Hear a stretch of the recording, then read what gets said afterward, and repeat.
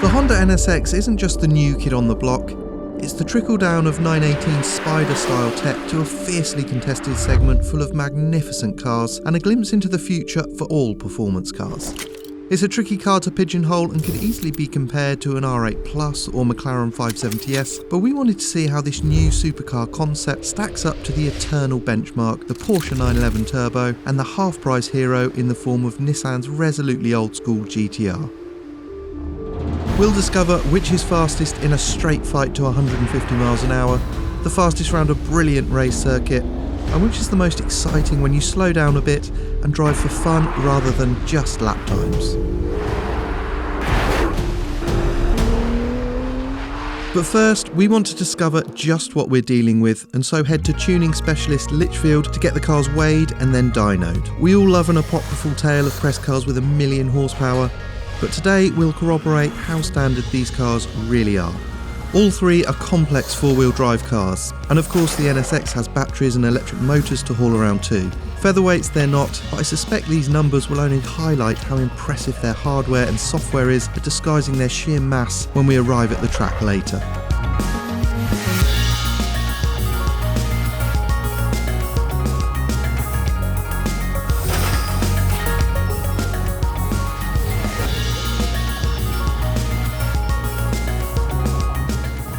The Porsche is predictably the lightest. With a full tank of fuel, it comes in at 1605 kilos against a claim weight of 1595, although this car does have the lighter and optional carbon ceramic brakes. With 60% of its weight over the rear wheels, maybe there's still a sting in the tail too.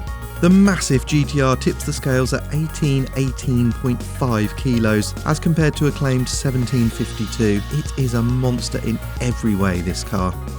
The NSX is lighter, but not by much. It weighs 1778 kilos, just 2 kilos more than the claimed weight, but is also fitted with all sorts of carbon fibre options and carbon ceramic brakes. The Honda is also beautifully corner-weighted like a fully balanced race car. And so to the power runs on Litchfield's Maha MSR 500 dyno. This thing is the daddy of dynos and was developed for OEMs like Porsche and BMW M, and should be able to deal with complex four-wheel drive systems that are constantly shuffling power around.